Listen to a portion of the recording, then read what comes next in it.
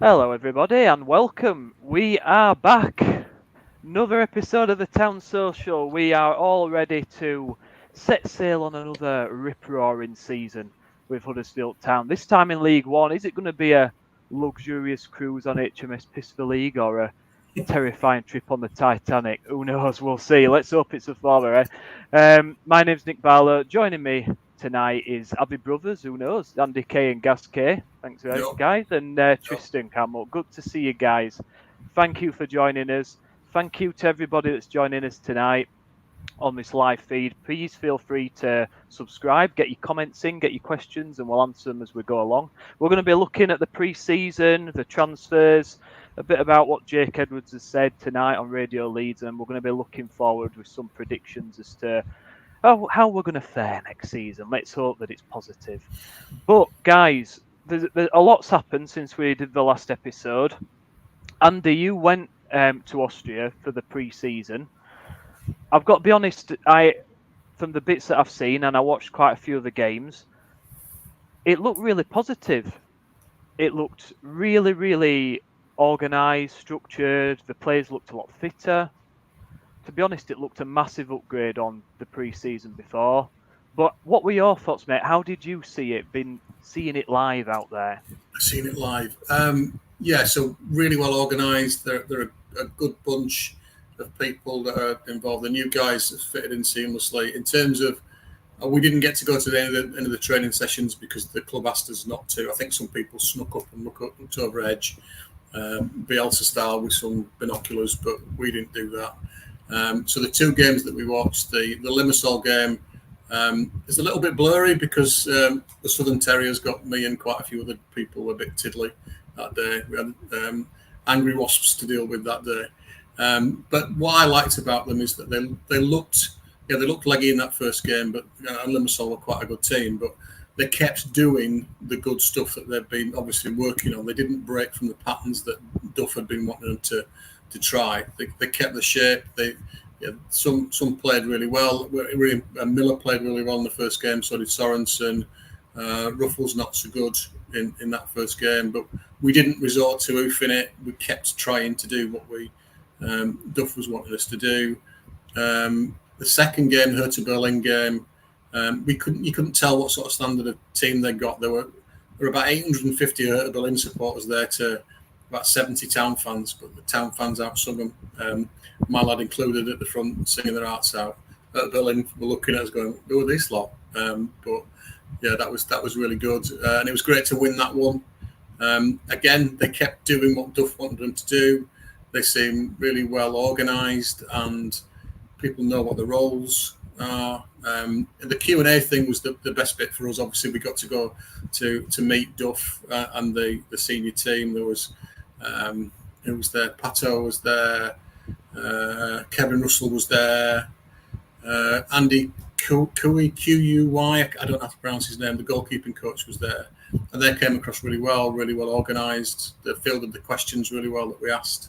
Afterwards, we met the players, and they were fantastic. My lad's 15, as I was saying to you guys before.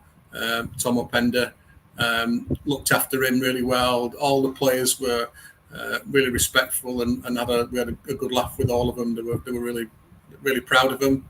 Wandering around the hotel afterwards, they were just having a chat to us. So yeah, it was a really impressive setup.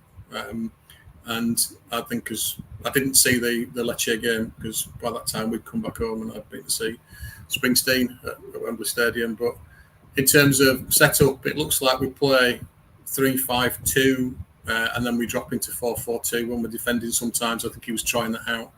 The pressing thing that we were talking about beforehand as well, they did that. They didn't do it quite so well against Limassol, but they got much better against Hertha Berlin and Lecce. And it seems like they're teaching them different presses. I couldn't tell you what they were, but they're trying to press particular players at particular times rather than just going full on and just booting the ball over the top. Players that stood out for me, Herbie Kane, because he just got chanted at the entire time and he seemed to love it. Evans is an absolute player. Sorensen as well. All four new signings were great. Everybody else that we had last season was on a par with how they were last season. I hadn't seen much great strides. But yeah, and I'm really excited about the season coming up. So yeah, it was a worthwhile trip. We didn't stay for the full 9 days; we only did 5, but it was great to make some memories with my lads. So yeah, brilliant time. Nice one, Gaz. How do you see it going, mate? Well, I was going to I debated with Andy on Twitter whether I should go, but I'd had a week in Greece the week before, so my gaffer wanted to keep me to have another week off, less than a week after being back. Funnily enough, I saw the Harrogate game and the Sheffield United game, and I recognised a lot of what Andy's talked about there, especially in the Sheffield United game. Anybody that went on Friday night will have seen. I thought we looked drilled and disciplined, which is a long time since we've actually been able to maintain a shape. I think what was encouraging was certainly in the first half, we played 3-5-2 a lot more than we played 5-3-2, which I think is always a concern with Wingbacks in it, that we end up with 5 at the back. And that's why a lot of the time last season, and we ended up with a lot of people behind the ball. I thought we got bodies in the box, which is something we've been missing for a long time. The wing backs have clearly been told as soon as they get a yard of space, 20 yard out, get a crossing, and then the midfielders and the strikers are being told to get the bodies in the box, and that's where Ben Wiles' goal came from, really, against Sheffield United. And I actually thought for the first half our midfield three looked as cohesive and as fluid as a midfield three since probably the Premier League.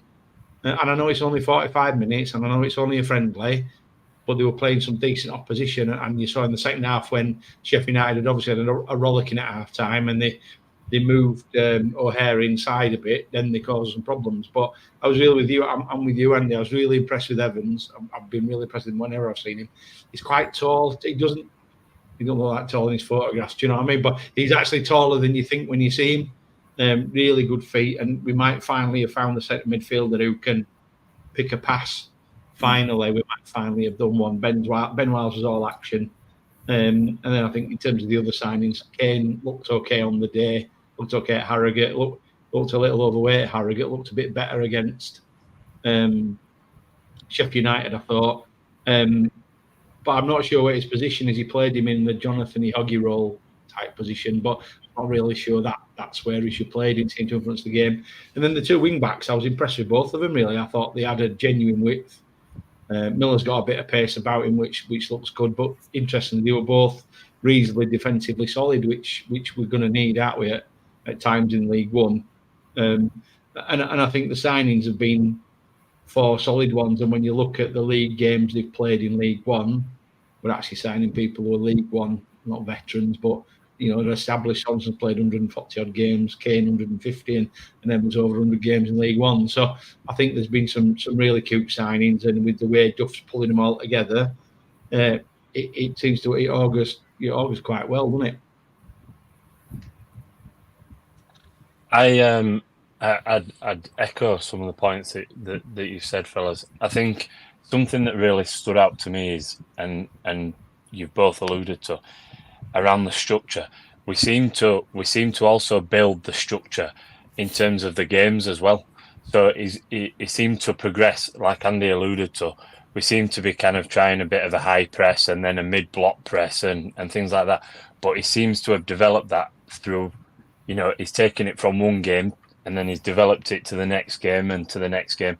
And quite as you say, Gaz, I thought by Sheffield United, we actually looked like we were pressing as a team. And, can if you can throw your mind back to, I think 2 years ago, first game 2 years ago against Burnley, and we were going to press and we were just all at sea, and actually playing a team that obviously dropped down from the Premier League. I appreciate that they may be kind of on a bit of a downer as such. They have got some, they've got Hamer in there, they've got O'Hare in there, they've got that Vinny Jr. in there. They've got various players that we've played against in the past that have really kind of given us problems. And I'll be honest with you, other than kind of sort of brief spells of O'Hare, I thought actually we dealt with them really well. If you can imagine that Ryan Brewster was signed for 20 odd million, he didn't do anything on Friday night, and I appreciate it was a friendly. But I do, I think we do just look, quite as you said, a lot more drilled. The lads actually look like they have an idea. Throw it back to last season when we're saying, do you think the players actually know what they're doing under Darren Moore? Do you think they know what their role is and all that kind of thing? Absolutely. Right now they all know the role. They seem confident in their own skin. Even kind of someone like Brodie Spencer, that's probably playing a little bit out of position, does know what he knows what he's got to do, and he's still looking to pass the ball out from defence.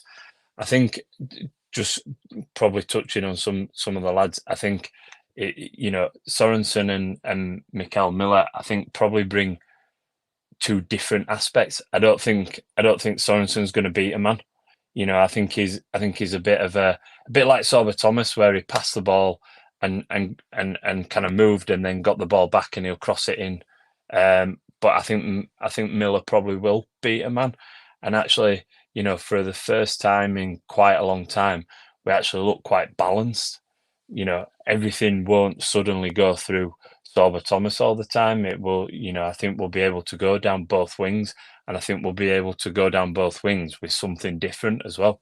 Ben Wiles, I think, is worth a shout out. It looks like he's kind of hopefully going to be the player that we were hoping that he would be when he signed, and obviously, if he can do what he did against Sheffield United and time that late arrival into the box, we also might have a midfielder that's going to score goals, which is, the checklist that we've created over the last couple of years, where we're going, we don't have goals from midfield, we don't have balance on the wings. We seem to have gone and ticked those boxes, and I think Herbie Kane, just to mention him as well.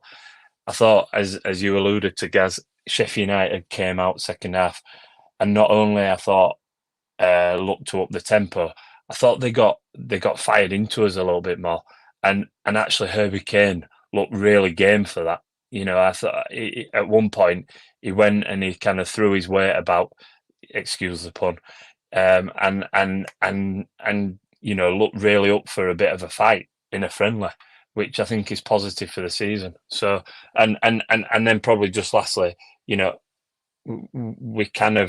we sort of suggested that Sorba was a bit of a free kick specialist or a set piece specialist. I actually think we've probably found someone who can actually take a set piece and will hopefully be the first man, and the other night nearly scored from the free kick. So yeah, I think I know I'm forever the optimist, but I am quite optimistic this year. Wild looks better just for a pre-season though, doesn't he? He looks fit now. Yeah. He looked laboured when he was playing at the back end of last season. He just always looked laboured, but I thought in the two games I've seen, he looked lean, he looks fit, he looks really raring to go, and he's stepped down a level. He's still a player I think can play at Championship level quite easily and influence the game, and I think in League One he could be one that could absolutely, I'm with you, he could score 15 goals. Yeah. Which as it stands he's going to need to, because I'm not sure who else is going to score 15 goals. Pearson? Yeah, that's the worry for me, is that the way we're playing, that still the ball doesn't stay up front long enough, in my view. I was never a striker, but I know that if I'm a defender and the ball's going away from my goal, that's exactly what I want. So if we're going to get pressed, and I guess not every team's going to do that to us, but if we're trying to play past the press, we've got to be able to get the ball up front quickly. And it just goes up, and then it doesn't stick to Healy or to Ward or to anybody up there, and then it comes back. So that's the worry for me. I think we see a comment go through about needing to sign 2 strikers. I'm not sure about 2. I think Healy and one other, and I prefer a target man. I know we've been linked with this Joe Taylor. I don't know anything about him, whether he would be that guy that could hold it up and score goals as well. He looks like a big unit, but that's to make it even better than it's already been. That's what I'd want. And we talked about before we start the broadcast about a left-sided centre half. I think I've not been that impressed with Lees or Ruffles in pre-season. Brodie Spencer, we talked about he prefers to play on the right. So if he's going to play, I would want him on the right. So left-sided centre back on the three. So I'd have Hellick in the middle, Spencer on the right, and then I'd have another left centre back, because you need a left footer there to be able to get the ball out quickly and somebody to hit if you're going to go along. I don't think this Taylor's going to be the big target man. He's about 5'7". He's a poacher, and I mean, I don't. Yeah. Until we were signing him, I knew absolutely nothing about him. But through the power of the internet, I've managed to establish that he went out on 2 loans last year and scored 21 goals in League 2 and League 1. So the kid's obviously got it, and in terms of scoring goals, he's got it. But whether he can come and do that in a team that in the past 2-3 seasons hasn't created the chances for a poacher. And also Healy's a poacher, but I do worry, Andy, that Healy's another one that gets injured. Are we going to get a full season out of Healy? Probably not. We're going to get a full. Oh, there you go. Are we going to get a full season out of Ward? Probably not. We're certainly not getting a season out of Bolker. It's clear. I'm not sure he fancies Radulovic. This whole he was left behind because he had a knock thing. I'm not really buying that. Are you? I just don't think Michael Duff even fancies him for third or fourth choice. So I'd like to see a target man as well, Andy. By the way. I think in League 1, you need to have the option to go along when you have to. And my worry is that if we're relying on Ward to do that, is he going to be able to do it enough and well enough? Do you reckon that? Sorry, Nick. Do you reckon that that Smith might be the one that could do that job? Michael Smith, is it from Rotherham or Chef Wednesday? Oh, they seem to be suggesting him. I didn't know that. That's the first I've heard of that. Is that some breaking news there? Tristan coming through. I don't know. I don't know. I mean, I think what we'll do, I think it'd be useful if we kind of dissect it in each position and determine if we've got enough in each.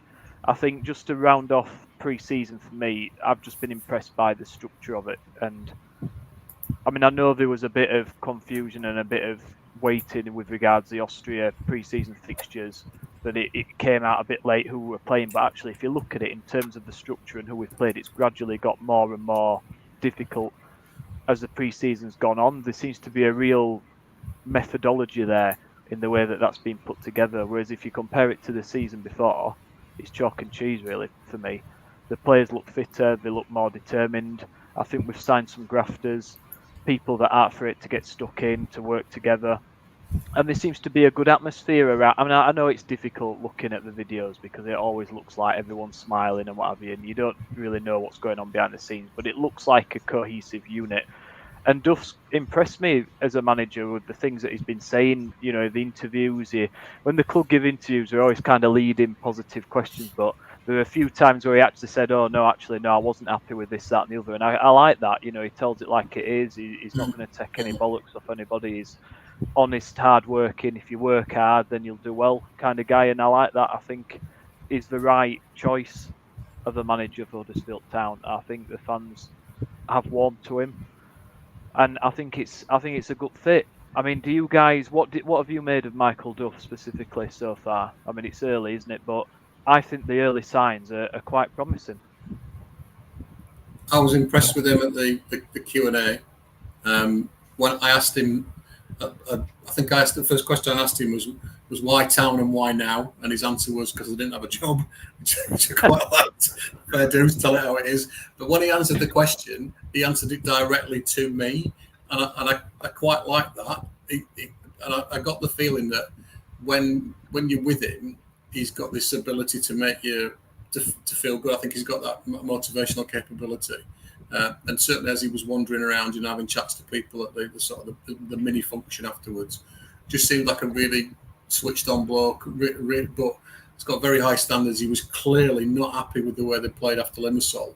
The interview he gave after Limassol, that Raj was trying to bull it up and say, we played a good team, and he wasn't having it. It was like that's not good enough. Yes, there's some excuses. Yes, we've trained them hard. They were leggy, but he wasn't accepting it. So I think he's quite a forthright guy. So yeah, I'm very impressed with him. I like him. So yeah, top bloke. Well, I think I've witted on about standards for season, and I think that's what he does do. He has his own standards and makes sure that people are, that live to those standards, right? And I think interestingly, I'm no Michael Duff expert, but obviously, I, as you do, you know a bit about him, don't you? And obviously, the whole military background thing that he came from, and he was an army brat, wasn't he? And he went around the world and all of that stuff. And I think that's probably part of what makes his character up. And he fought his way to the top in terms of football. He got to the top of the pyramid and played in the Premier League. And having seen Michael Duff play, he don't want to be unkind, but he wasn't a Premier League footballer. Do you know what I mean? He was limited in his ability, but what got him there was his drive and his determination. And if he brings out for that, then I think we'll be fine. But the thing I'm most pleased about is that the club have actually woken up and smelt the coffee, right? So instead of thinking they're cleverer than everybody else, they've actually done what any sensible owner does in this scenario. You go and get somebody who knows the job inside out and will absolutely deliver you a result, because it's all interesting, but the only thing that matters is we're a results industry now, and they have to get out of this league. So recruiting somebody with experience in this league works in a way that we as fans, certainly Huddersfield Town fans, will appreciate. We love grafters, don't we?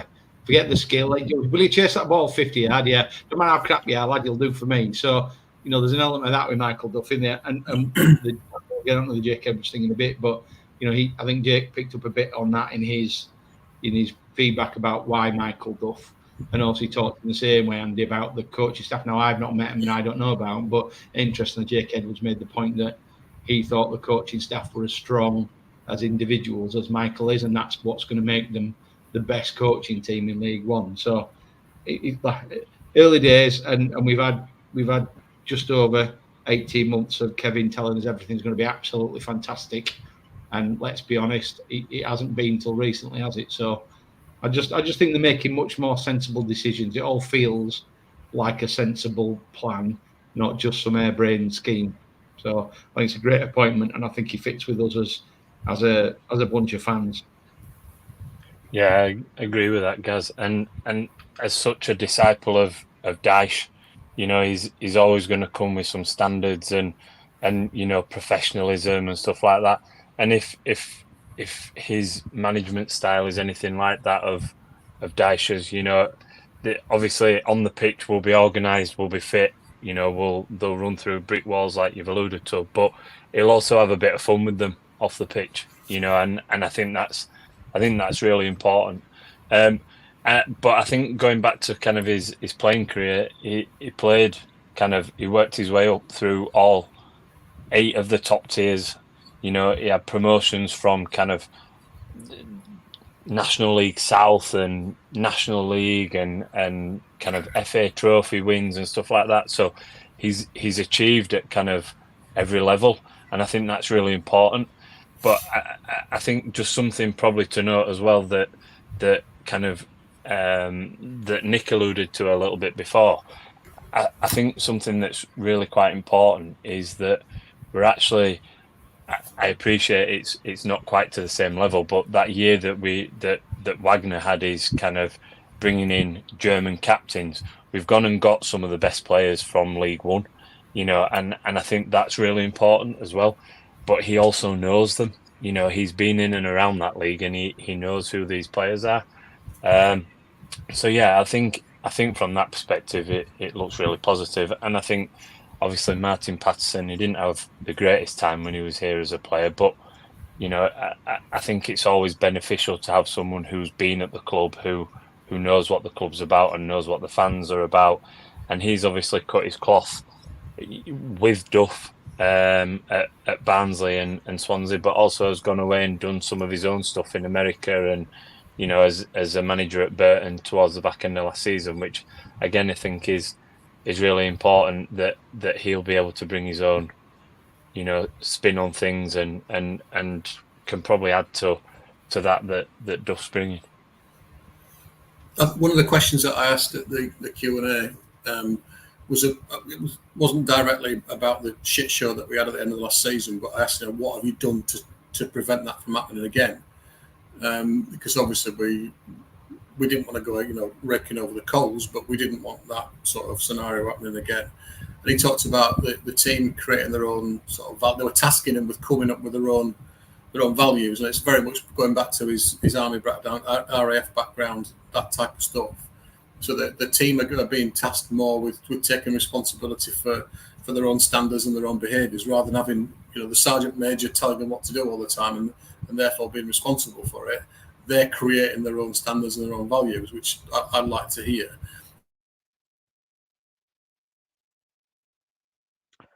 Oh, we've lost Andy there. I think something that it was coming on to there, though, fellas. There was quite. I don't know if you noticed it when they announced the squad numbers. They mentioned about a leadership group, and there was some quite surprising names in there. But like, kind of thinking about it, I do wonder whether some of these lads. Thing, I can't say this for certain. Sorry, Andy. You back? We lost you, Andy. We lost you, Andy there. Right. And I said some really interesting and really secret stuff as well. And it's the stuff I found out that nobody else knows about that I was going to tell you all, but I can't repeat it. Never mind. Next time. Now, I think the leadership group thing was what I was on about. I think the team have elected that themselves, or they've sorted it out themselves. And the fact that Hellick's not in it and the fact that Nichols is not in it, I think they're trying to get a demographic across the whole team. One of the things that he said was that he knew that if he asked a question or put a challenge on the team, Hoggy's hand would go up and Hoggy would answer it. And he didn't want that anymore. He wanted other people taking responsibility for stuff, because I think Hoggy's carried that dressing room for 2 or 3 seasons. And I think we're starting to see the fruits of that now. Well, everyone panicked. Everyone saw that Elliot's name went on it and shat themselves, saying, "Oh, well, he must be going there." But I've read before that Elliot is not necessarily a leader. Sometimes you get leaders and sometimes you get followers, and that's not either one isn't a slight on the other. But people's characters are different, and just because he doesn't want to be, just because he's not listed on there doesn't mean he's leaving. He just might not want to have that leadership responsibility. He might just want to go on the pitch and get on with it. So I think everyone started panicking for no reason there, as usual, which is not like town fans, is it? But normally, such a bunch of level-headed, logical people, aren't we? Normally, of course we are. Yeah. But let's get on to the team, guys, because we've had 4 signings, haven't we? But I think it's useful to sort of go through position by position and see if we think that we're adequately covered in each of those positions, because I still think there's a little bit of work to be done. We've still got a few weeks left of the transfer window, so it's not really time to panic yet. I don't know, we might be done for you guys, I don't know, we'll find out. But so the goalkeeping situation, I think, is pretty straightforward. We seem to have pretty adequate cover there. Do you reckon? I'm pretty happy with the options that we've got. Is there any sort of glaring? I'd probably stick with Nichols. I thought in the friendlies, Maxwell made some nice saves, but I also thought there was a few times I was a bit uncomfortable with his positioning. So I'd probably go with Nichols. Cracking saves in the Sheffield United game as well, if you were there. I mean, 2 brilliant. Yeah, for their goal, really. It was an unbelievable save. He had every right to expect the defenders to come and clear it, and they didn't. So, I'm with you. I think whilst Evan Nichols is in the squad, I think he's going to be first choice. But it's not beyond the realms that somebody will come in for him, I guess, is it? Yeah. It's not, but I think we can only take it on face value as it stands now. And I think those options that we've got Nichols, Maxwell, we've got... Is it what's the name? What's the young man's name? Chapman. That's it. Yeah. So we've got, to me, we've got 3 decent keepers there. I'm more than happy with that. It looks like we're going to be playing 3-5-2, doesn't it? With wingbacks. So right wing back, Lasse Sorensen's come in. Standout player for Lincoln last season, amongst a couple of others. He got in the League One Team of the Year. Decent number of assists. To me, he looks a great signing on the face of it. He's only 24 years old, so he's got some development potential there. I don't think he cost an awful amount of money. So to me, this is, and I said last season, these are sort of signings that we need to be making. Players that are at the top end of League One, known performers that are going to deliver at least a 7 out of 10 each game. So I'm really happy with that signing. And also, I've heard he's really good off the pitch. I know Tristan and you talking a little bit about it, but the community stuff in the background, a bit like Toffolo used to do, is really important as well. And it sounds like he's not just a good player but a good character as well. So I'm really pleased with that signing. Anything to add on that, guys? I think that sort of position. I mean, he's not got a long injury record either, which is always good, isn't it? Which is unusual for a Town Yeah, signing. and whenever we talk about anything involved Stoke, I've got a lad who works for me who's a massive, massive Stoker. You know, he goes to reserve games. He's away on their pre-season at the minute, and you know, he was saying that when he was there, he was really unlucky because there was a couple of right backs in front of him, and he just never got the chance.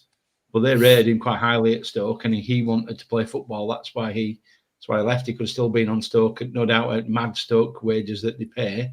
But instead, the lad decided he wants to go and play football. And as you say, he was Lincoln star man last year. And isn't it nice to pick other people's star men, like you said, just picking up people who've been the best players in other teams in your league? It's good, isn't it? Yeah, and I think he's about 6'1", something like that. So I think we possibly last season we did lack a little bit of height, you know, and we seem to have added a bit more height into the side. Him, Anthony Evans, you know, amongst others. So yeah, good signing for me. Yeah, top lot, like him a lot. You need two things in League One, don't you? Pace and power. And by all accounts, you know, he's got a bit of pace. He doesn't stop running. You know, non-stop energy, which is exactly what we need. Left wing back, we've brought in Mikael Miller from Plymouth. Looks decent. Looks quite quick, direct. Likes a bit of a trick. Likes to get the ball in the box, which is great. I'm not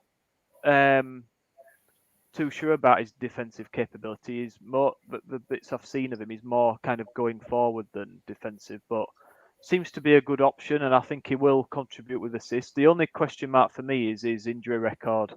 Again, he's got quite a long. You speak to the Plymouth fans, and a lot of them are saying, "Well, you're only going to see him for a small part of the season because he's injured more than he plays," which is always a bit of a concern, isn't it? But in pre-season, I think he's looked all right, guys. What do you? I mean, we've got reasonable cover with Headley as well in there, and I mean we've got Ruffles as well, although he's not particularly impressed with so far pre-season. But it looks like we've got three reasonable options in that position. He's quite tricky, and he won the penalty at Limassol with a good run, and I think he was provided a cross for Karoma in might have been the Lecce game or the Huddersfield game. I can't remember, probably Lecce game actually. So he's got good feet. He's quite skillful. Yeah, I think he does push on, so he leaves that gap behind him. I think Stephen Chicken was talking about being worried about that gap that appears behind the wing backs. That's where you need your centre halves to cover that. And I think, from what I understand, I didn't see it myself, but most of the game most of the first half in the Hertha Berlin game, Pearson was just shouting at Sorba to cover for Miller because they were on that. I think they were on that. No, they were Sorensen that was covering, and he just wasn't doing it. So they haven't yet got used to that covering for the wing back going forward, because we've hardly ever gone forward last season, have we? So it's like nosebleeds and stuff when they get across the halfway line. But yeah, Miller in particular, I think Sorensen's more powerful, Miller's more tricky. But yeah, I think we'll get some good stuff if we can keep Miller fit. And he seems like a good bloke as well. So yeah, a lot of time for him. Well, they've let Jackson go, haven't they? So that must tell you that Duff thinks, as you say, Nick, with Headley, and then if you really have to, Ruffles, we can manage.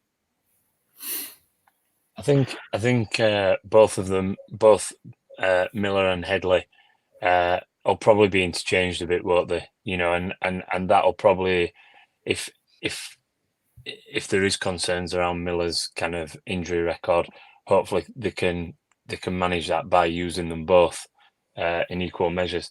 I'm now doubting myself, but didn't Miller as well cover back for someone in the Sheffield United game from a position where I think we were quite exposed, and he covered back with his pace. So that's always, you know, it's been a bit of a concern for us, kind of, you know, being exposed with a real lack of pace at the back.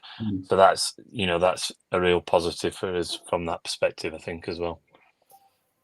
And then we go from pace to snail pace at centre back. And lads, we we lost Bolker to another. I mean, he's one of the unluckiest guys in football. This bloke he goes from illness to injury, and he's just been a bit of a nightmare. Really, we've hardly ever seen the bloke, have we? But I hope he recovers. Well, I wish him well. I really hope he gets back. You never want to see a player out for that length of time, but that, to me, that's a huge blow because he's one of the only centre backs with any decent pace that we've got. And now it leaves us with we've still got Spencer, we've got Hellick for now. Hopefully he will stay, but he's not blessed with blistering pace. Tom Lees, to me, is still recovering from that injury. Will he be up to it? I'm not sure. Pearson, again, he's not particularly quick. I mean, he's got a wise head on him positionally. But my main concern, guys, is, we're going to come up against a lot of sides that sit in a low block and counter-attack with pace. And to me, we really struggle with balls over the top on the turn, going back, and diagonal balls. If we have quick wingbacks going up down the sides and a team breaks, either the diagonal ball across and in behind, as you said before, or the long ball over the top, I think we're going to get caught by pacey strikers in behind quite a lot. And that's a bit of a concern for me going into the season, that we've not addressed Bolker's injury. Do you guys think we've got enough at centre back, or do you agree with me that we need reinforcements? I've seen a couple of comments already saying about a central defender with pace. What do you reckon? Yes, I do. When we talked about it, I think we were swapping WhatsApps on this thing, weren't we? I think I did wonder whether Michael Duff might fancy Brodie Spencer as a centre half. He's got a bit of pace about him, hasn't he? And that's where he played him against, Sheffield United. So maybe if we don't make a signing, then Brodie will be in there, because if you don't play him as a centre half, I'm not sure he puts him in front of Miller as right wing back. So where does that leave Brodie? That's a lad that really wants to be playing, and we want to be playing him, don't we? So I think Brodie will play a centre half, and they'll be looking at him for pace. But yeah, you're beyond that, I'm with you. And weirdly, I thought against Sheffield United, I actually thought Hellick was our worst player. I thought he had a bit of a shit game, to be honest. I know his mind were elsewhere, but he spooned it in the air 2 or 3 times, really. So, I wouldn't be surprised if Hellick is a goner. If this lad is coming in from Luton, we know that Luton have been sniffing around Hellick. Is that what sweetens the deal? We don't know, do we? But yeah, I think we need at least one more centre half. I was surprised he sent Eccleston out on loan. I only saw him for 45 minutes at Harrogate, but I was absolutely blown away with him. He's confident, and his pace was really surprising. But of course, as with a lot of these younger lads, he was very slim, he was very slight, and you would worry in League One up against some of the strikers, Tyree Simpson, these kind of people he's going to come up against in League One. Although that's probably not a great example, but you get the point, don't you? I think in League, would you be ready for League One professional football? Maybe not, and hopefully half a season or a season at Barrow might actually give him what he needs, and he could come back and do another Brodie. Because I was really, and I know it was only 45 minutes, but I was really impressed with him. So I still think we'll bring another centre half in. I think I'd be surprised if we didn't. But for me, Brodie's got to play anyway. So. Yeah, left-footed centre back for me, like we talked about before. Left-footed centre back with a bit of pace, so that Colwell fella, we'll have him back. But I think he might be a bit out of our league now. But we need to get the balance across that back three, because it's so pivotal, and you can't afford to have 3 right-footers in that back three, because it just messes up where the ball goes. And if Miller's got the pace and the trickery down the left-hand side, he's not going to see the ball if we haven't got a left-footed centre-half to pass the ball to him, or somebody in midfield that he can take the ball off and get down the wing with. So, yeah, left-sided centre-back for me. Yeah, I don't think I'm quite as concerned about the pace side of things in League One. If you look at League One last season and the top goal scorers, May, Bishop, I think that Reader, Stevenage, Chris Martin, Rhodes, none of them possess oodles of pace. So I'm probably not as concerned about that. I'm with Andy. I think let's look at us and what kind of make us how we play and how we work, and I think really important and really pivotal to that is having a left-footed centre back. So yeah, I'd be looking at a left-footed centre back. I'm probably not as concerned about the pace side of things. Do we turn to Chelsea for another favour? Like you say, we haven't done badly with the last two defenders on loan from Chelsea, have we, Trevor and Levi? So do we, maybe get a loan in 6 months to a year until Bolker comes back and then gets another injury? Or do we look to sign someone permanent? I don't know. Maybe it's a loan option there. We've not had any loans yet, and I think Premier League teams wait a while longer before letting these players go out, don't they? So we've still got a few weeks for that. So be interesting to see what develops there. And then we've into talked Central. about sorry, I was going to say we've talked about Elliot possibly, but don't forget there is a chance Spencer might go as well. I think if you were a championship team looking for a kid you could pick up for £750,000, £800,000 with a bag load of potential, he'd be banging your radar, wouldn't he? So there's if you lose Elliot, you definitely need one. You lose Brody, you're definitely going to need two, aren't you? Yeah. But let's not get too depressed thinking about it, lads. Anyway, let's hope at least one of them stays. Let's please to God hope that it doesn't get to the last day of the window and we lose them both on the last day, because that would be absolute disaster. But anyway, let's not think about that. So on to midfield then, and midfield to me were an absolute shambles last season. I thought it was pathetic central midfield. I thought it offered next to nothing, no passing, couldn't pass more than a couple of yards, next to no goals, no cohesion, no idea, nothing. Now we've recruited Herbie Kane, who said from Barnsley, who's proven at this level, worked with Duff before, contributes goals. I mean, he's played in different positions. I know we've played him a little bit deeper in pre-season, but he can contribute goals, can actually pass the ball. And Anthony Evans as well, who's, I think, probably the signing for me so far. I think he'll be a brilliant player. Like Trista said, he can actually put a decent set piece in. We've actually got someone that can take a good free kick rather than just corners. And I don't know. To me, the only concern again for me is there enough flair there? Is there enough pace? Is this anyone that's really going to get people off the seats? I'm not sure. It seems quite industrial rather than flair, but I guess there's nothing wrong with industrial. And proven League One, good League One players. So to me, I think I'm a lot happier with central midfield. If I was being really greedy, I would say Jonathan Hogg's not getting any younger. He can't be playing all season. Kasumu gets injured quite a bit. Do we need another defensive midfielder maybe, or do we need another attacking midfield option somewhere a bit more, bit of pace, bit of skill maybe, offering something a bit different? I'm not sure, but maybe that's been a bit greedy. But I'm overall, I am quite pleased with how the centre of midfield is shaping up, and I think it looks better than it did last season in the Championship, which is a weird thing to say, really. But do you think we need any more, or are you guys comfortable? My I'm boy, not mentioning dependence. I'm waiting for you, Andy. That's all you need. All you need is my boy. What do you want? A 6'3", 6'4", uses both feet, pacey, scores goal from his own half. Lads, what do you want? Just get the fella involved. He's an absolute diamond of a kid as well. So yeah, I think he's amazing. I also need to point out Anthony Evans' hair, which is absolutely beyond belief. It is one of the most luxuriant hairdos I've ever seen in my life. So that'll be fascinating to watch in the middle of December in a league. More luxurious than Ian Kilroy's. More Kilroy's not even in the same league.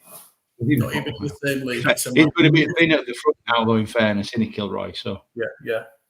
It's all them children that he's looking after. It's just making him lose his hair, isn't it? Bless him. Making it all fall out. Yeah.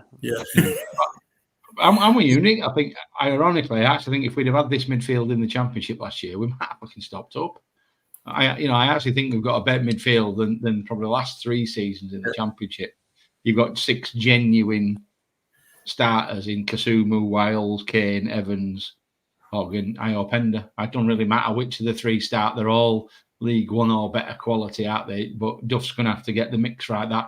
That's his task now, is to blend those 6 into something that works. And I think we talked about Wiles right at the beginning. We have a sneaky feeling Wiles might be the one this year. I think he might be the one that suddenly comes to life and makes a difference for us and scores 10, 12, 15 goals. But I think we've got bigger fish to fry than recruiting more centre midfielders, I think, at the minute. And don't get Scott High still to come back in. So future captain of the club, don't forget. Lee Bromby said that, so that's bound to happen, isn't it? Actually, I'm looking on the town website now, and the fact there's only 6 designated midfielders does actually make me a little bit nervous with the number of games that we've got to play with the Carabao Cup and the British School of Motoring Trophy or whatever it is. We've got a lot of games to play, so it wouldn't surprise me if we either promoted somebody else from the B team or got some in. Because we got 6, according to this, 6 strikers and 6 midfielders and 10 defenders. So I think we need a bit more in midfield. Yeah, we've got 6 strikers on paper, but they're not in reality. But I think you're right. Yeah. There's a lot. That was my point, I guess, that there's so many games this season potentially. If we go far in the cups, which who knows, but you could be talking 50, 60 games here, and you know what Town's record of injuries is like. It's ridiculous. I mean, we could have like 11 injuries at any one time. Like we've had that past couple of seasons. So I'm hoping not this time, but you've got to plan for worst case scenario, haven't you? You've also got to allow players like your Penders to break through. I understand that, and for them to get game time, but I just don't want to be in a situation where we're having to rely on if we're having to rely on Jonathan Ogg every game to play central defensive midfield, then we failed, haven't we? Yeah, basically. there's someone right there. Yeah. Sign Dembele, Karamoko Dembele. I call it end of last season. I don't care if Championship clubs want him. Get him in. Score some goals. And talking of goals, strikers, lads. I mean, we've got loads on the books, but are they any good? Can any actually get us goals? That's the issue. We've got, to me, Bojan Radulovic, the fact that he wasn't taken to Austria because he had a knock. I mean, I'm not so sure on that. I don't see that he's got a future, which is a shame because I didn't mind him. End of last season, he scored a good goal at Stoke, and he showed flashes of promise. He has showed some good touches, but this is a physical league. You've got to be right up for it. And is he up to it physically? I'm not sure. It were one of them that were going to go either way, and could be wrong, and he could end up playing games and scoring goals for fun. But the way I see it, I'm not sure that Michael Duff sees him as our starting striker. Reece Ely, I think, is very, very good at this level. He could get 20 plus goals if he plays. And the problem is, again, his injury record. Is he going to play a full season? Probably not. Danny Ward is a decent finisher. He will get more chances in this league than what he did in Championship. He will get more of the ball. But again, his injury record, he ain't getting any younger. And then you're down to, who else are we down to? We've got Carl Udlin, who we've never seen, who's absolutely nowhere near. We've got the poacher, who I don't know if he's back in contention or not. Arrett, and then I don't know who else is there. I think Karoma. that's it, isn't it? Karoma, mate. Karoma, that's it. To be fair, has looked promising in pre-season. I've been quite impressed with him so far. But Phillips, he's a winger for me. He's a striker. What's that, mate? Phillips is playing in America, isn't he? So whether I have a feeling they might transfer. I think he could end up at SAC permanently. I think seems to be making a really good impression, doesn't he? So yeah, got Phillips as well. Do you think? He's scoring goals, but he's scoring goals in America, which isn't the same thing, is it? Well, why would you want to be in California when you can go and play at Peterborough away, eh? Get yourself back over here, lad. Great question. Do you think Pat Jones might get thrown into that Karoma role as well? Don't know. Well, again, if he's fit, that's the problem. He's another one that's injured a lot, but really needs to make his mark now because I don't know how old he is, but he's at the age where really he needs to be starting to push in or push out. Not to sound harsh, but To me, I think we need another striker at least, because the options, although we've got a lot on paper, actually, when we start with the inevitable injuries, we've not got a lot there, and we've not got. To me, I would like to see someone with a bit of physicality, a bit of a bully in there, not frightened to throw the weight around a bit with some of these big burly centre backs, and then you've got like your poachers ready to get on the end of things like your Ealies. I think that could make a big difference. I'm a bit gutted we didn't sign May, because there's guaranteed goals there, someone with experience, really what we're looking for. But I think, you don't want to be paying the stupid wages that Birmingham are paying for him. It's just ridiculous. So I think we can be smarter than that and there are some good players out there. This Taylor, he's got a good goal scoring record. If we can get him from Luton, maybe on a loan or permanent, I think that would be a great signing. There were talk of this Don Ballard at one point, weren't they, from Southampton? Know nothing about him other than he's quite tall. But to be honest, like the rumours mill's been pretty slow and pretty quiet, to be honest. Is that because we're keeping things close to our chest since May? I hope so. Or is it because we haven't really got many options? I hope not. So, but I think we need one more striker. It wouldn't surprise me if Bojan went or another striker went out. But I think another striker in, and I think suddenly we're not looking too bad on that front. I think Bojan and what's his name, the tall fella whose name I can't remember his name. Udlin. I think Udlin and Radulovic will go out if we can get them out. If we can get them out, that's the other challenge. Somebody's got to want them, of course. I can see Radulovic going to Turkey or bloody Belgium or somewhere.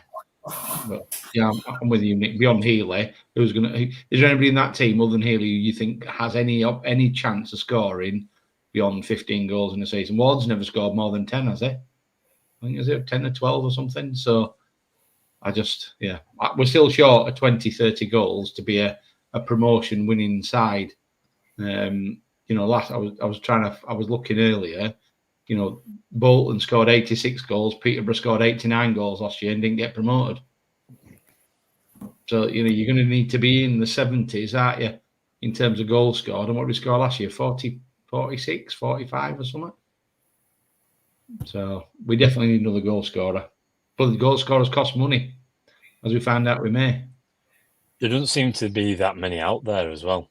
And I mean that in the kind of, I appreciate that there's people like Rhodes and folk like that, but there doesn't seem to be a lot of young up and coming. And I think with systems changing as they have, we see a lot of players like Karoma that now play in these kind of forward positions, but they're not really out and out strikers, are they? And I think that's probably the challenge is being able to find someone that not many people know about, that, and I think that was the position we were in last year with Bojan. We were trying to compete in a highly competitive market, and that's what we turned up with. So I think it is important to get someone in. I think again, Healy and Ward will probably rotate quite often. I think probably Ward will play against the more physical centre backs, and Healy will probably come in where the game's a bit more open. I won't be surprised if we start with Healy against Peterborough at the weekend. But I think as we alluded to before, and I do get the kind of downside of it, but I do just wonder whether some of these additional cups, like the Bristol Street Motors Cup, whether that actually might give some of the lads a bit of an opportunity, some of the lads on the fringe, a bit of an opportunity to come through and to show what they've got. Because there's lads in that second team. I think there's Pavel Abbott's lad, isn't there? There's Connor Falls has been around there, and Stone's been around there. Obviously, Ayapenda's in and around there. So I hope that some of these lads will get the opportunity, and I hope we'll use it in that way to try and bring some of these lads in, and we might be surprised. I can't be asked with that cup. I'd rather we just get out of it and stop wasting everyone's time. Like, is anyone bothered? Like, it's just a distraction. It's just a chance to pick up more injuries. Yeah, I know, mate. But you've got the FA Cup, you've got League Cup, you've got that, and it's just a chance to get injuries for me. Like, I just can't be doing with it. There's more important. Like every other cup, we get knocked out first round anyway, Nick. So you don't need well, to. Yeah, probably. We'll get knocked out for Morecambe.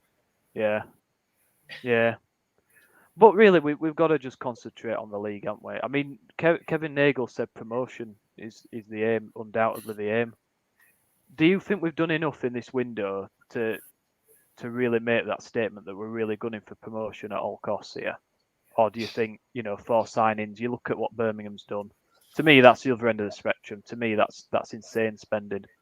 But having said that, you don't know how much windfall they got from Jude Bellingham, etc. So, but to me, if I was them, I'd just be concerned if they went up and they're going to get hit with financial penalties and this, that, and the other. I don't know. I think you've got to balance it to a degree.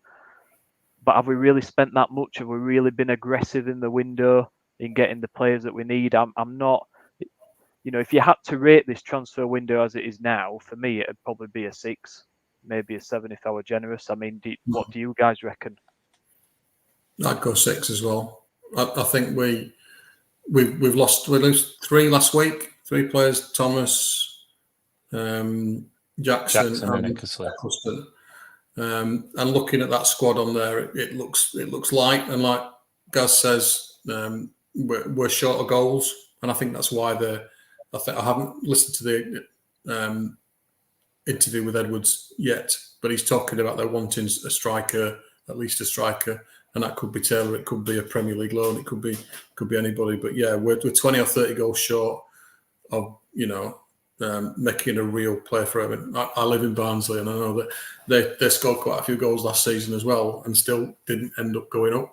So it's not a foregone conclusion, and that's the glaring gap for me about holding the ball up for one thing, and then somebody to put it in the back of the net as well. So I think we need to strengthen at the top end of the pitch. I think the club realised that. Well, how long have we got? Another 24 days, 3.5 weeks, the transfer window. There's loads of time yet, so I'm not overly worried, and especially as they're saying that's what they're looking for. So trust in Kev, he'll come through. Well, I think they've got the best signing they've made has been Michael Duff. I think that's probably the key signing for me. But when I said this when we got relegated, this league is a fucking graveyard for clubs like Huddersfield Town. And if I have a worry that when you look at our fixtures in the first 6 or 8 weeks, we've actually got some tough League One fixtures. And if we start slowly, then you're playing catch up. I cannot see, with the current squad in the current scenario, I cannot see an automatic promotion on the cards for us. I just can't. I think we'll probably scrape the playoffs. When you look down there, like you said, Birmingham have gone absolutely mental. They spent £4 million on a player in League One. I mean, what? They spent £1 million on a goalkeeper. I mean, they're absolutely mental. But I do think, much as I'd love them to crash and burn, I do think they're going to probably run away with the league, and that leaves one place. Bolton, they were thereabouts. They've signed £1 million winger. They've got Scott Arfield, which I think is really canny business.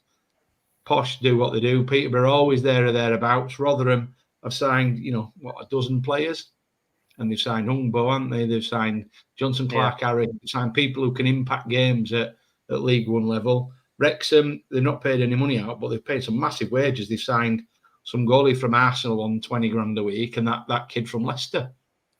I mean, he was on 50. Is it Brunt or whatever his name is? He was on 15 grand. So Wrexham are paid mega wages. Blackpool were thereabouts, and they've done some canny business. Signed Jordan Rhodes, of course. Barnsley lost a few, but they were thereabouts, and so it's a really, really, really competitive league. That's why I'm worried that I think everybody's going out of Peterborough in good spirits on Sunday. We'll all be looking at it really positively, but I just hope we aren't all woe is me if we get turned over, because there's every chance. I think we will. We've got to find our level and earn our spurs in League One. We're not going to come and steamroll the teams. I just can't see it, because we've not made the kind of wholesale change you need to. You've got to bear in mind 80% of that squad got relegated absolutely miserably, and that damage takes some repairing, doesn't it? So So yeah, I think we're with every chance of making the playoffs, But I just with the signings at the minute, I cannot see an auto promotion, and I think unless there's another 4 inbound, I don't see that changing. I agree on your first point, Gaz. I think the most important thing was getting Duff in. I think he will bring defensive stability. I think he'll bring a lot better shape to the team, and I think as we saw, and forgive me for all the similarities that I'm calling out with Wagner, but as we saw with that team, we didn't have to score that many goals because we managed the shape, we managed the press, we managed defensively. We were a lot better. And I think, in all honesty, that is Duff's kind of mentality and Duff's style of play. And I hope that we probably don't need the kind of 70, 80, 90 goals in the season to go and beat teams. That said, I do agree with you. Birmingham seem to have spent ridiculously. They don't have a manager that has a lot of experience. So that's probably one thing that is a complete unknown at the minute. But I think the other part of it is they've got a target on their heads. There's a lot of pressure there. They're the team that everybody will want to beat, and I think that's, let's see whether they can kind of handle that kind of pressure. I think the rest of it is there's probably about 8 or 10 clubs that have a decent chance of performing well this season. With you, as you say, with your Boltons and your Wrexhams and Barnsleys and Rotherhams. I will just add though that a lot of these clubs have also lost a lot of players. Rotherham have made 15, 16, 17 new signings, but lost 12 players. So I think if we were in that position and we were signing some of the lads that they have, I'm not sure there'd be quite the optimism that there is. That people are pushing towards them from our side of things. Some of the players are solid players, but I don't think they're much more than that. So, yeah, I hope we've got a good chance. But I think, as we've alluded to, a lot of our season currently revolves around keeping players fit. And so I think if we could just add 1 or 2 in some key positions, mainly up front, mainly in defence, I think there's no reason why we can't give it a good push for autos. But I'd equally be happy with going through the playoffs if we could. Yeah, and we've had a question, guys. I think we've kind of just answered it now. Terry's Together Family just asked, how many players and in what positions do you think we need to make a realistic automatic promotion challenge? And for me, I think we're still 3 or 4 short, realistically, depth-wise and creativity-wise, to really push, because you look at the other sides, and we will very briefly touch on the other sides, and we'll do our predictions. But you look at the other sides and the experience they've got in the league. They've all made good signings this season. Then you've got your Wrexhams. Don't write off Stockport either. They've spent some money. They've got that Luis Fiorione from Man City, who's supposed to be a hell of a player. Sides like that you just wouldn't even expect are waiting in the wings in case we slip up to take our place. So for me, I think we're short of another centre-back, a striker, potentially another defensive midfielder for if and when all gets injured, and maybe another attacking midfielder to add a bit of flair if I was being greedy. But I think we're still... I don't think we've been... I was really impressed at the start of pre-season because we got these players in quite early. And I thought, we've got 4 really good League One players in, and then there's been nothing for 3 or 4 weeks. And now it's a bit like, season's starting. And it's like saying, we'll get these players in maybe in 2 or 3 weeks towards the end of the window, but we'll have had 2 or 3 games by then. And we don't want to be playing catch-up. to everybody else. So I don't know. I'm a bit, like I say, for me, bit of a 6 or a 7 rating for me. I still think we're short. I don't think we're Huddersfield Town. We don't get top 2. I mean, when did we last finish second? About 80 years ago. Do you know what I mean? We just don't do it, do we? So if we always have to do things the hard way. So if we're going to get promoted, it's going to be playoffs. We're not going to score a goal, and we're going to go up on penalties to Peterborough, something like that. Which is fine. Which is fine by me. I've been more than happy with that. We all won, don't we? In fairness, we all Peterborough winning playoffs anyway. So that believe, lads. Just believe. Yeah. Believe. Yeah. Get your t-shirts Believe. out. Believe. Get them t-shirts printed again, eh? Yeah. I think though, Nick. I think though, there's a lot to be said about culture and about ethos, and and we seem to be nailing that. They just. I'm not. God, I sound like a broken record going back to Wagner, don't I? But I don't think we've quite got the terrier spirit momentum behind us. But we alluded to it earlier on. We do seem to be getting some of the stuff right around the stadium. As basic things as putting on an open training day so kids can go along. Just buys a bit of favour with people, doesn't it? And I just. It does feel a lot more positive from where it was when we left it at the end of last season.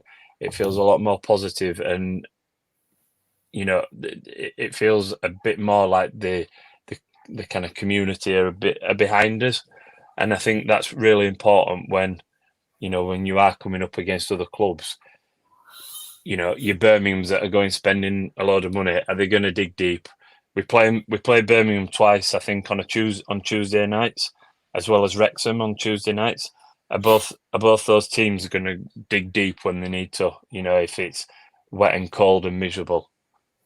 So and that's the kind of mentality that I think Duff is instilling in the players.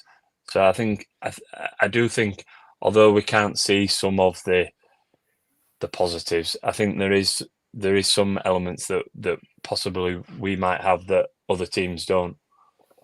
I'll tell you what we do have, and weirdly, Ian Kilroy's asked the question, which sort of backs into this, is that what we do have is we've sold more season tickets this year than last. I think I'm with you. I think everybody's warming to Duff and how he goes about his business. And actually, if we get off to a good start at home, I actually think it's going to be a really difficult place for teams to come, because with the exception of Birmingham and maybe Bolton, who else has a ground like ours? Who else is going to have the noise and the potential of the noise and the crowd baying? Some of these lads will be playing, Cambridge. What's their ground? 3,000. It's going to be a completely different tub of gravy. So, I think if we have a chance of getting promoted automatically, it'll be on our home games. 2 points a game will get you promoted. So if you win your share of home games, you've every chance, haven't we? Yeah. The only problem is, Gaz, that are we going to be one of them teams that everyone's, we're going to Huddersfield, right, we'll put everyone behind ball and sit and defend for 90 minutes. And what the Town notoriously struggle to do is break down teams that sit in a low block for 90 minutes. And we've got to get over that. And that's what I mean about creativity. We need someone that can create something out of nothing sometimes. Yeah. And do we really have that? I'm not convinced. Yeah. I think Duff's very aware of it. Duff is very clear on that's how he expects most teams to set up when they come to the John Smiths or whatever we're calling it, Kirklees Stadium, if it hasn't got a name at the minute. So I think you're right. We do need some creativity, and we haven't got that flair that we might unlock a defence from some sort of fantastic piece of skill. I think Evans has got something about him to be able to pull that off. Herbie Kane can spray it.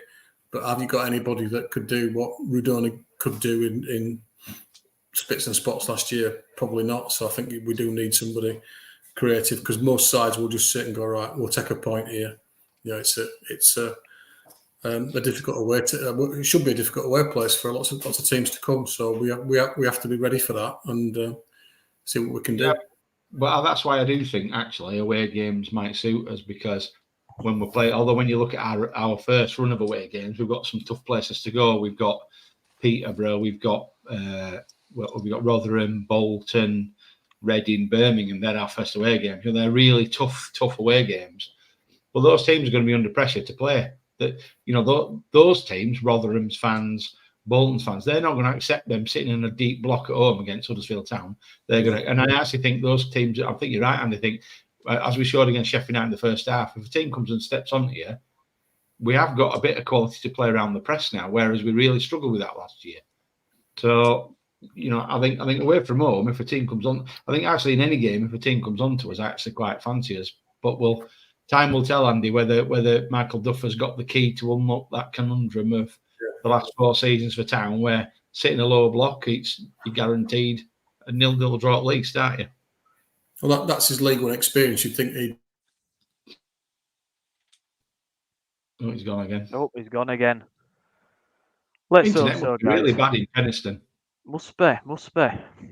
Or maybe he's just had enough. He's just having it. I'll just switch it off, have a break. Yeah, it's tough. But this is, we're here to win. We've got to have that. You've got to change the mentality of, we'd be happy with a draw at Peterborough. No, you've got. No. We've got. I've heard people saying this already. No. Oh, yeah, but it's a tough place to go in it. No, we've got to go there with the mindset of we're going to win every game. We've got to. We've got to change this mentality, this losing mentality, this mediocrity that we're just there to just.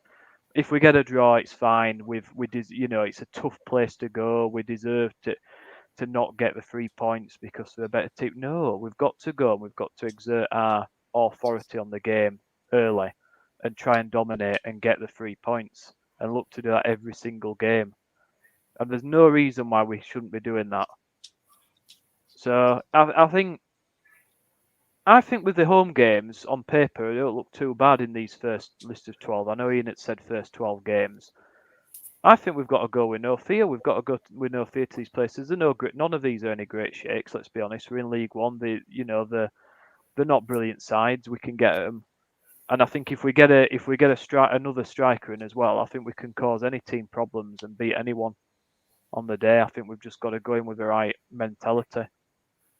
I think something that is quite important is the lads that are in those creative positions, as you might, the wing backs and the kind of spine through the midfield, are new players that hopefully won't be bogged down by the kind of the negative way that we've played in the past and we've struggled for a number of years type mentality. I certainly thought against Sheffield United the other day, there was a number of times, didn't always come off, but there was a number of times where we tried to play through the press, we tried to play through the lines, and there was some really nice movement through the midfield with Kane, with Evans, with Wiles, playing it out to the wings, and I think that will be important as you've alluded to when teams sit in, and I think trying to keep those lads, something that's really important, and I guess is if ever we can get a message out to some of the Town fans is be patient, and even the other night, there were some passes that started to go a little bit astray or backwards, and they've got to be patient because I think Duff's style can be quite patient at times. They will pass the ball quite a little bit, and I think we've just got to stick with it because there was points the other night where Evans, where Kane did, make a pass that I thought we've not made one of them since probably Aaron Moy. We've barely made a pass, have we? Certainly not completed it. But I want nothing less than liquid football, mate. If we don't win Peterborough 4-0, I'm going to cut my season ticket up, throw it in the bin. I don't know. I just want to see. I just want to be entertained. Do you know? I said it last season. I'm just sick of watching Joss. Do you know what I mean? Like, I just want to see goals. I want to see us go forward. I want to see us play without fear. I want to see us complete, 3 or 4 passes in succession and not just kick the ball out of play. I just want to see a good football team. And, Kevin Nagel's put quite a lot of pressure saying we want to get straight back up and the talks promotion. And this is where the expectation comes from, I guess, that, if we start slowly and maybe don't get a few dodgy results in the first 5 games, this is where the mindset comes from because people have been told we're gunning for promotion and then they have certain expectations going into the season. Now, it's fine coming out and saying those things, but then you've got to deliver. And we said these things last season and didn't deliver. So if it happens again, it will be the disappointment will be magnified because we're in a league below. So I just hope that we get off to a decent start just to quell that. But I think Duff's a good manager, and I think the fans have warmed to him, and I think that's a massive positive, because with Darren Moore it just never happened, did it, from the off? It just never worked, did it? Whereas we've not got that scenario this time. So who do you think's going to be a bit of a surprise player, lads? That's another question we've had. Who do you think's going to break into the side and cement the place? To me, Ben Wiles. I think I didn't mind him last season. I said, he divided opinion quite a lot. To me, when you've been at somewhere so long in Rotherham, he came over, he was recovering from injury. We had all that shambles with the different managers, and it was a bit of a shit show. He never really got a decent run in the side. And to me, there's always been a player there, but he just needed time to bed in. And I thought at the time, a good pre-season could be a class player. And looking at him in pre-season, he's doing really well. I think he could come through and surprise quite a lot of Town fans this time. Yeah, agreed, Nick. I think he probably is the man. As much as I'd like to back Andy and say Iapenda, I think Iapenda might be limited with some of his chances this season, just with kind of the new signings that we've made. So I think probably Ben Wiles is the obvious choice, and seems, as you say, a lot fitter and seems a little bit more confident, and got his goal against Sheffield United, and I hope that can kind of kick him along. I think probably, if he can get a few early goals during the first kind of 10 games of the season, that'll also probably push him along for the season. And I think he could make a real difference, as I kind of alluded to earlier on. We hadn't had a lad who scored a number of goals from midfield for a while, so that if he can be that man, we're ticking that one off as well.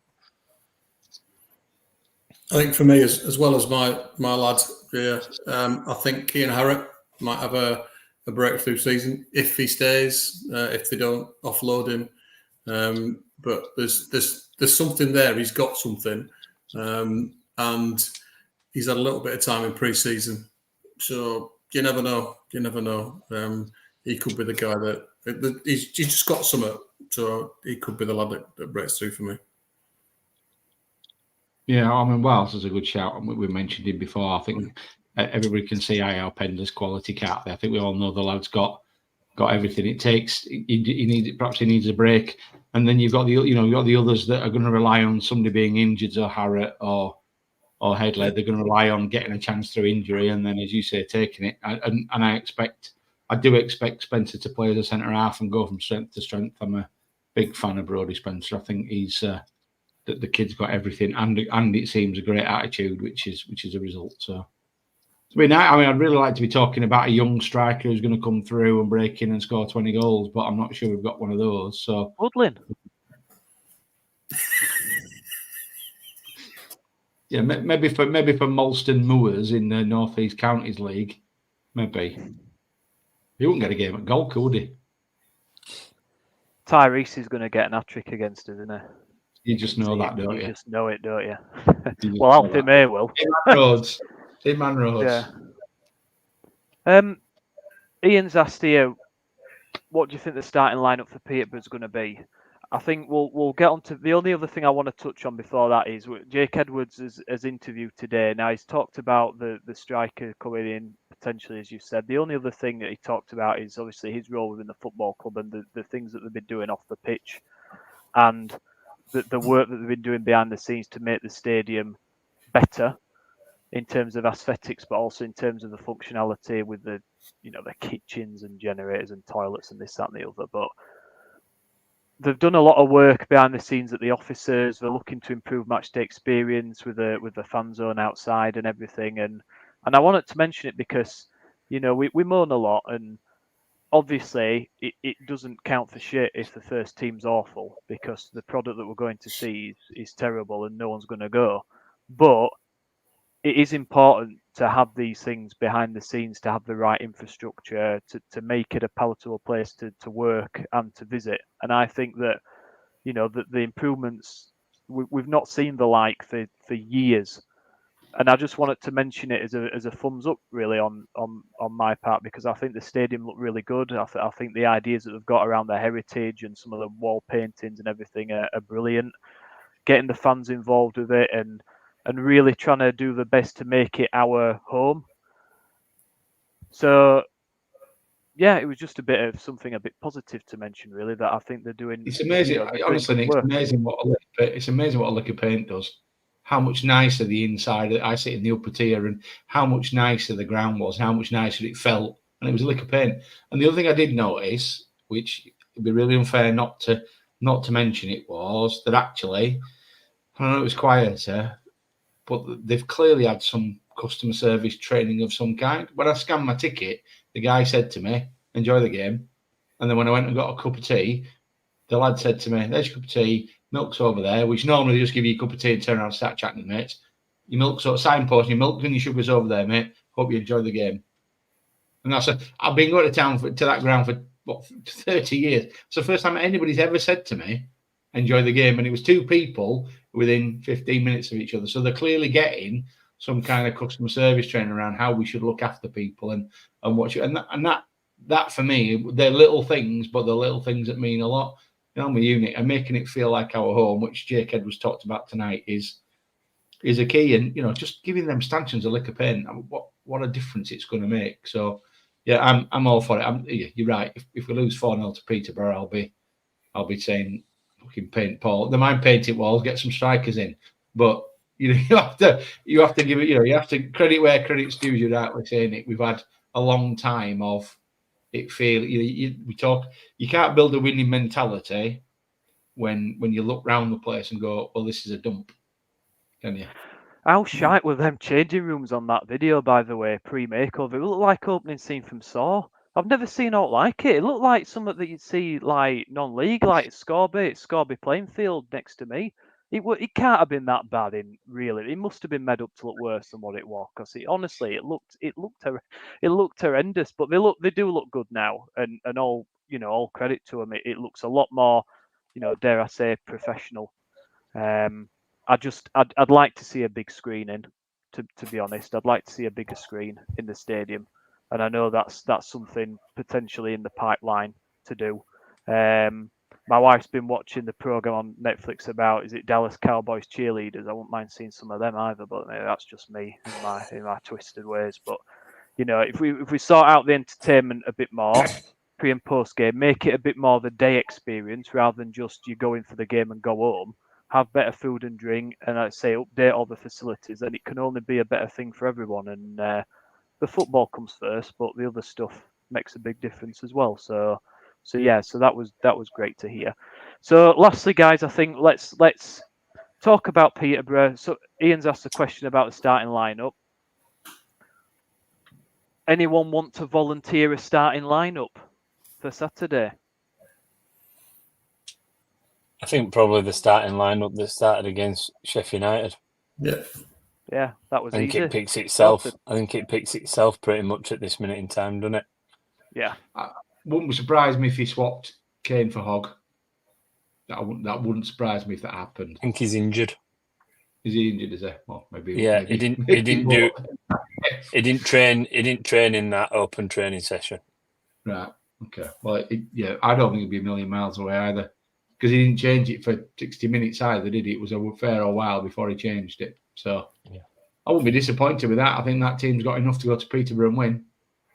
Probably the only question mark is the third centre back in it. Do you play Lees or Pearson? Probably, or even Ruffles. It's got to be Pearson for me. Pearson, over Lees on based on what I've seen pre-season. And Pearson was a sub for the Sheffield United game, wasn't he? So plus he's more of a Brexit centre half, and so if there's any shenanigans from any Peterborough players, he can deal with that. Get really solid first game and get something from it that way. So I'd have Pearson in for Lees. Probably so that'll be Spencer, Hellick, and Pearson as my back three. 2 wing backs as we've picked out. I'm hoping that Wiles will be fit. So Wiles, Kane, Evans, and then up front it would be Healy and probably Ward, but you could insert probably anybody else for Ward, but I think Healy's a definite starter for me.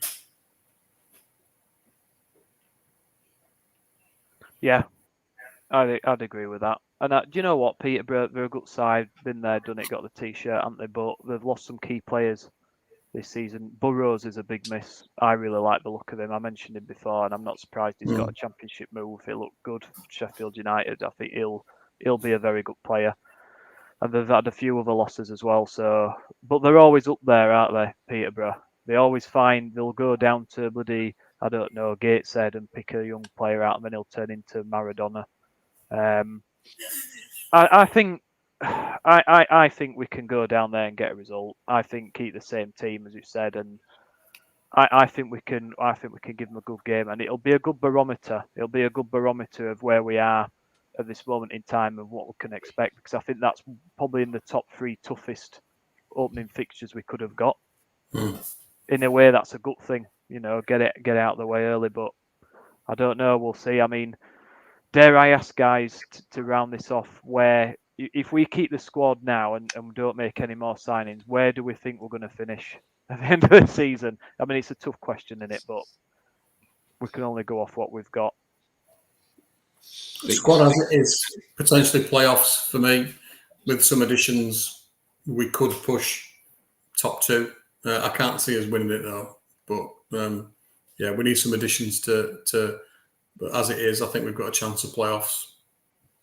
I think as it is, we might scrape the playoffs. I think if you look at people who know a lot more about this league than we do, there was a thread on Twitter of one of the League One thingy jiggles saying, "Give me your top 6," and fans of teams who've been in League One a while, they weren't mentioning us. They're not looking at. Not many teams looking at us and thinking we're nailed on for the top 6. Nearly everybody had Birmingham as champions. Good. So yeah, well, but they've got the tag on them, as you said, Tristan. Let them get on with it. But I just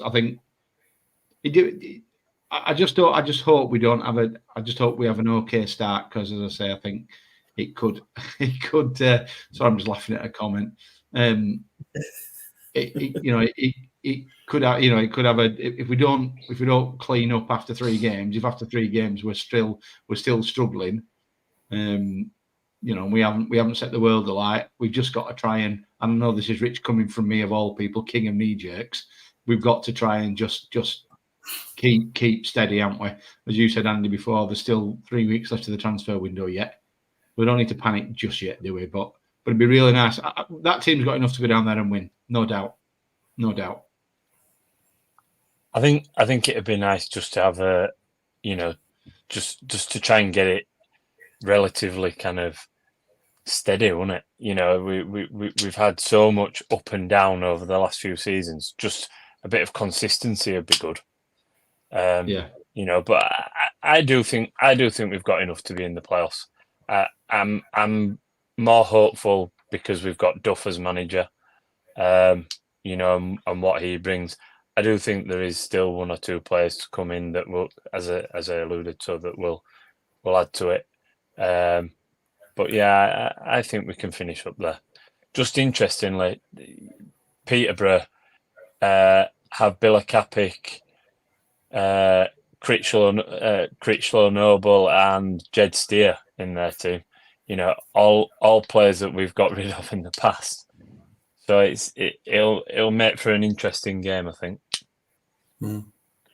Yeah, I think at the moment for me, 5th, 6th, maybe. I mean, I listened to some of the League One experts that's seen a lot more games than I have over multiple seasons, and they have as anything from 3rd to 8th. And I think it's kind of going to be 3 separate leagues almost, that you're going to have 10 top teams fighting for playoffs. I think Birmingham's going to be, if they don't get first this season, it's been an epic fail. And even if they start off poorly, they'll sack the manager, get someone else in that'll probably turn it round. So I think Birmingham will finish top comfortably, and they should do.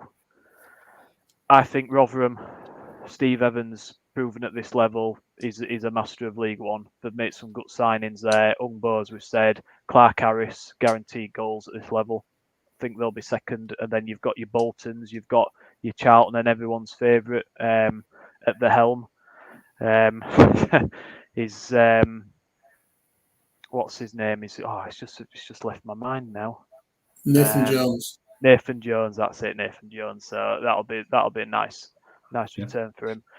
You've got your Wrexhams and Stockports that spend money. That'll be up there. Bolton, very, very good side. Lincoln, who just finished outside the playoffs last season, will be up there. So I think, for me at this moment in time, I think we're not going to be a side that blow teams away 4-5-0, but we are going to beat sides 1-0, 2-1, and grind results out, I think. And that should be enough to get 5th or 6th. Get a decent striker, maybe 2 or 3 players, and might rethink things a little bit. But I don't think we're anywhere near a top 2 side at this moment in time. And on that happy note, is there? I think we're going to end it there. Is there anything else, guys, that you want to discuss before we leave it? We've talked for an hour and a half there. I think that's more than enough. Is anyone going down to Peterborough? We've nearly sold out, haven't we? We had some extra tickets. Gaz, you're going down. I think with me, I'm glad it's back. I've not watched much football this summer. I avoided most of the Euros, other than when I was on holiday. And I actually feel, for once, I feel refreshed and raring to go, which is unusual. I'm normally dreading it at this time of the year, but I'm actually really excited. Really excited. I know my face doesn't say that, but it's the happiest I've seen you, mate. Honestly, like a changed man this season. I know. Great. Look, I bought new glasses, had my hair, brushed my hair, and everything. And I'll screenshot that, mate. I'll take that clip for when we've lost the first 4 games. I'll be emailing Jake. Dear Jake, imagine my disappointment when. Nah, but look, it's great to be back. And listen, everyone, thank you so much for getting all your comments and questions in. We're going to be doing more obviously throughout the season. And just hope to God that we're going to have a better season than last season. Surely we're not going to be near the relegation zone. So touch wood. So yeah, let's see how it develops. But yeah, keep subscribing, keep listening. We'll be back after the Peterborough game, hopefully after a positive result. Otherwise, we'll all be depressed, saying we're going to go down and Duff needs to go. So we'll see. All right, everyone, stay safe. See you soon. Bye for now.